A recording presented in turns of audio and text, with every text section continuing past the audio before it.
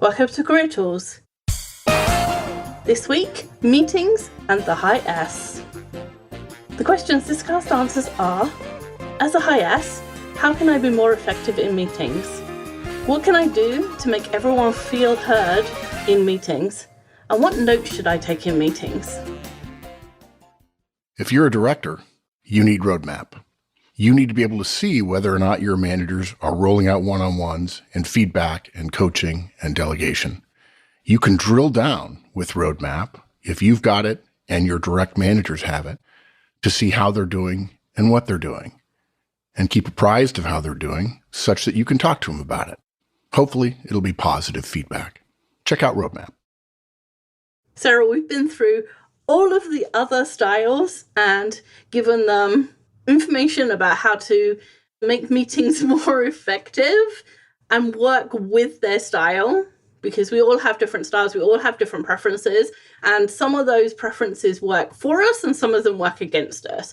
And finally, we've got to the high S's, but it's okay because S's are very patient and they will have been waiting, but they won't have said anything because they're very patient and they wouldn't want to rush us. So thank you, S's, for waiting. And high S's are almost too polite for their own good. And in meetings, they can be so concerned that everyone else gets heard that they don't get heard themselves. And so we found some simple ways of making sure that the meeting goes well, which an S wants, and that they are able to input their knowledge. Because everybody's in the meeting for a reason. Everyone has some value, and we want to make sure that the high S gives that value by speaking up. So our line for today's cast is be the agenda monitor, speak up, raise your voice, and be careful what you agree to. So let's start with being the agenda monitor. High S's, they're the people in the team who are concerned with other people in general, right? High D's.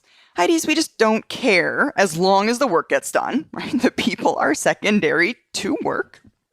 High C's are only concerned with their list of tasks and the accuracy of that list. And high I's, they do care about people, but because they're assertive, they're more concerned with making sure everyone is having a good time. As long as the high I is having a good time, everyone else in this room clearly must be having an amazing time, right? So high S's know, though, again, people focused, but that you don't necessarily need Starbucks to be happy. And unlike the high I's, high S's don't want you to conform to their idea of what a team member should be. They just want you to be yourself. We're simplifying a little bit just to make it easy to understand. There are high D's that care about people and there are high C's that care about something else other than tasks, but it's easier to understand if we simplify.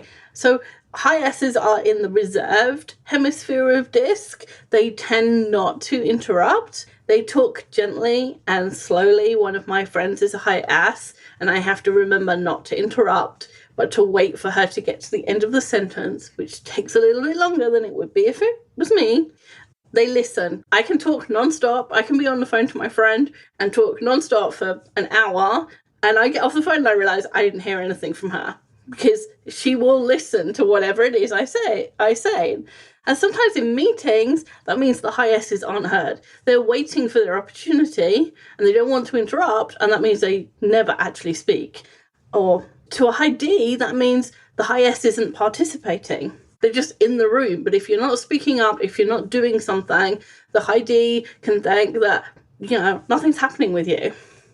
So it's important for high S's to contribute. Mm-hmm.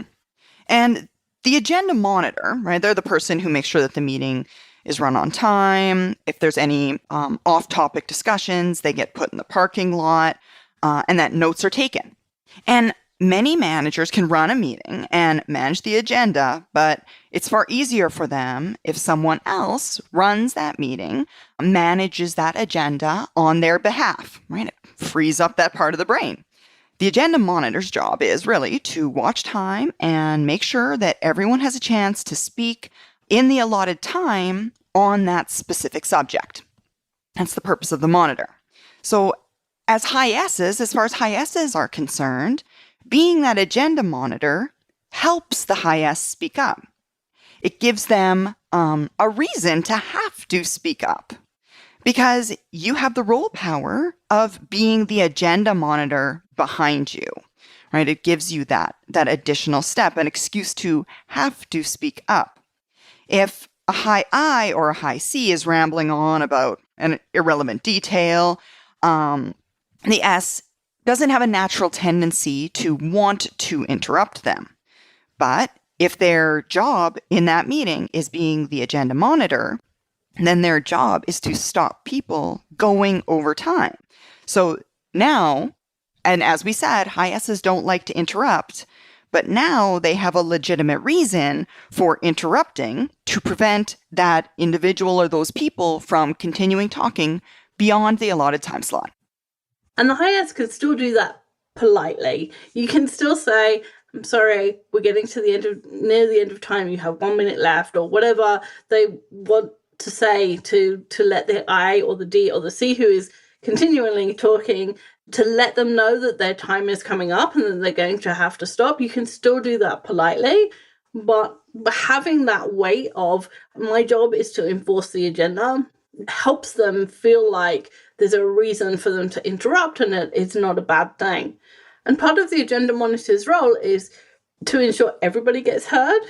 So if there's a high I who's telling a story and you've only got 5 minutes on the agenda for something and the high I takes 4.5 minutes, then not everybody's going to get heard. So the agenda monitor needs to be monitoring, okay, if this person doesn't stop talking in 30 seconds, nobody else is going to have a chance to speak. So I need to stop them at that 30 seconds.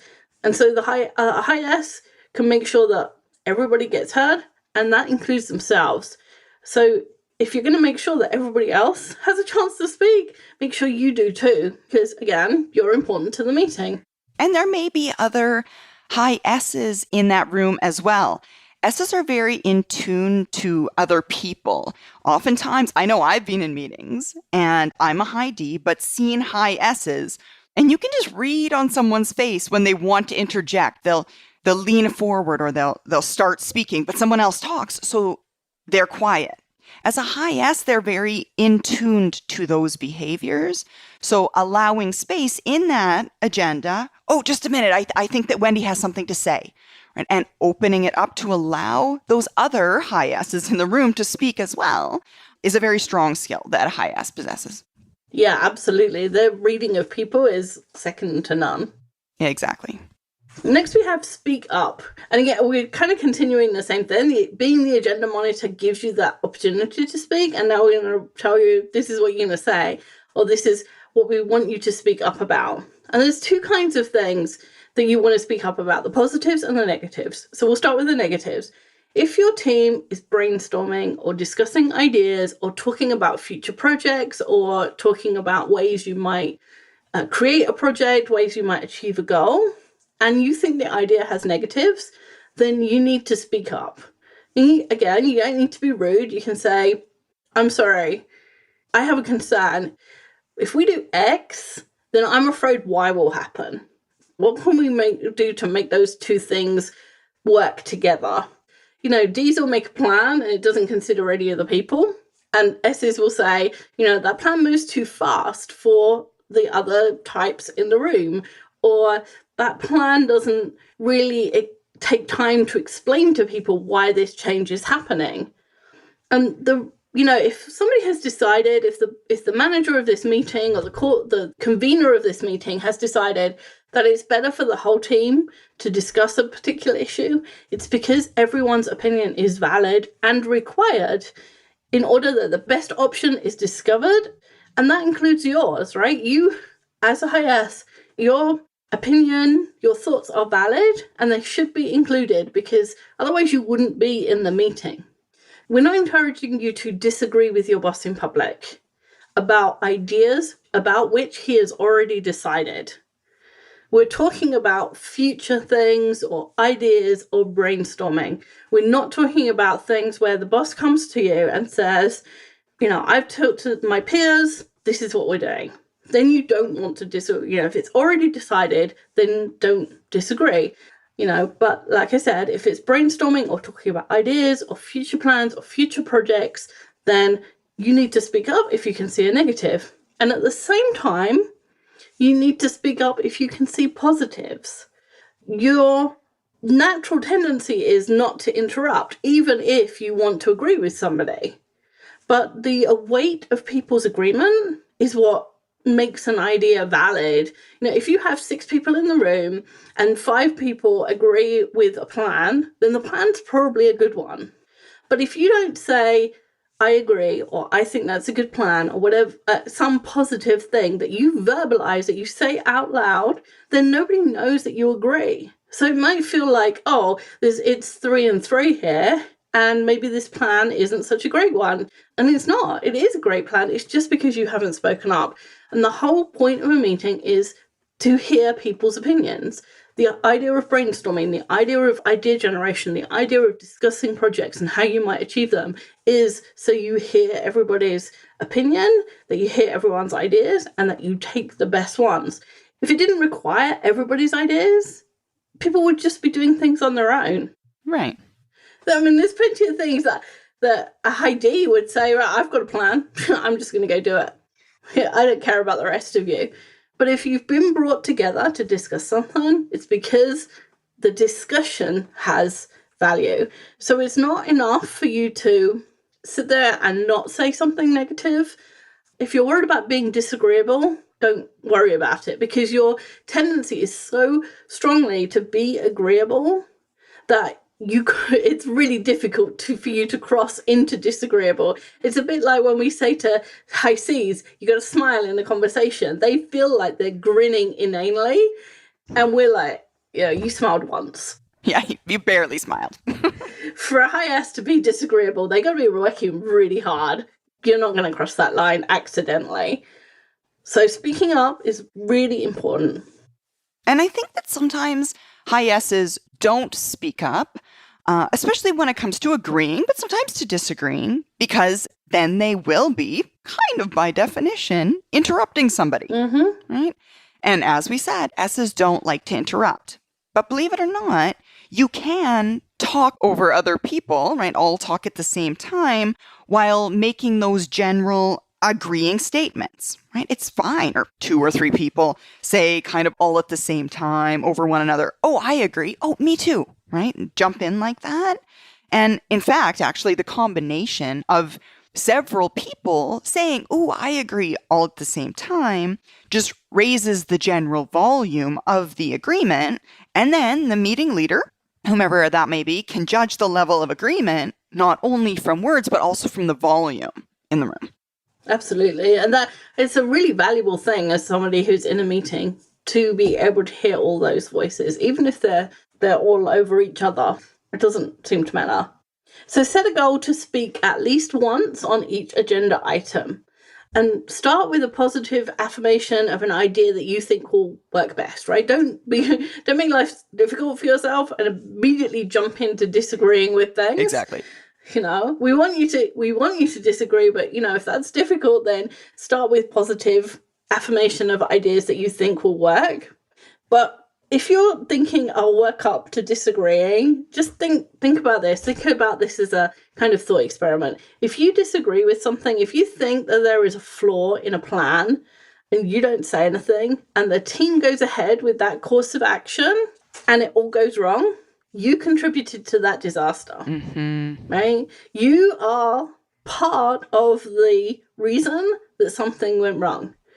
And so sometimes if you consider the potential downside of not saying something, if you think that there's a flaw in a plan or that you think that there's an error, then if you consider the potential downside, that can help you overcome your need to continue to be agreeable. And also, when high S's talk, there's a tendency for them to make apologetic remarks before they start talking, right? It's an easy way to ease ourselves into what feels kind of like interrupting. But our recommendation is don't preface your remarks with, I'm sorry. High S's do have a habit of saying, oh, I'm sorry, I have a question. Or, I'm sorry, I'm sure you've thought of this, but, or something like, I'm sorry, does that mean that X? Right? You're an equal part of that meeting. You're as equal as everyone else in that room. So there's no reason to be apologetic. There's no reason to be sorry.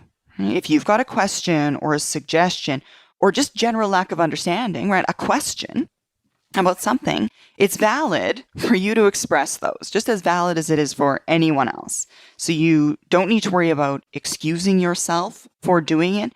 It's kind of actually like apologizing for breathing. It's something that it's an affection that's not appreciated or helpful in that moment. If you feel you need to interrupt, don't be sorry for it. It's a real habit that people get into of saying, I'm sorry. And it's one of those habits really hard to break, like saying almoner and all those other verbal fillers we do. But hopefully, if a high S starts listening for it, once you start listening for it, you hear yourself do it. And once you hear yourself do it, you can begin to stop doing it. And high S's, you just need to remember that you have a valuable point of view. High Ds will only consider the objective. I don't worry about who gets killed on the way to my plan. As long as my plan is my plan and I know where I'm going, we're just doing it, right? It's the high S that can moderate the plan to consider the people involved. High Is want to play fast and loose. That they just go out and take action, and as long as everyone's having a good time, everything's good. And a high S is the person who moderates the speed to make sure that everybody remains on board. High C's their plan goes in machine units, right? A person works for 8 hours a day and they can achieve this much, and that's how my plan works. This is the output. And the high S is the person who can point out that those machine units are people and there are limits to their energy. There's limits to, actually, we don't work 8 hours a day full out every day. And if your plan assumes that we do, it's going to go wrong. A high S's voice is really needed in a team. It's really valuable. So by not speaking up, you're doing the team a disservice. For sure. The next piece is raise your voice. So in a meeting with high Ds and high Is, you're going to have to interrupt.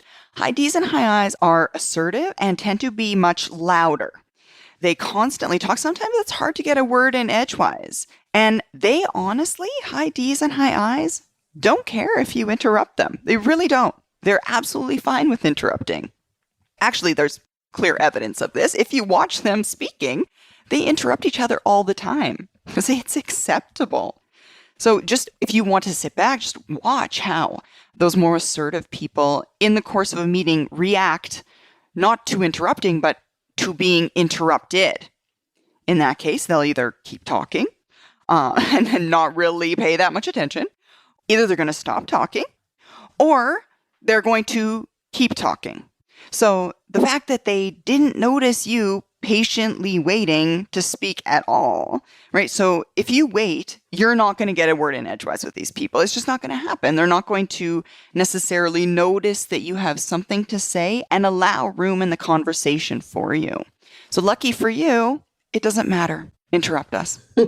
We're fine with it. We're, like you said, we're interrupting each other all the time, and high Ds and high Is very rarely react. Occasionally, if there's a boss-peer relationship, a boss-subordinate or a boss-direct relationship, the boss will say, hey, stop interrupting me and let me get this out. Yes, exactly. But that's their role power, not their preference necessarily.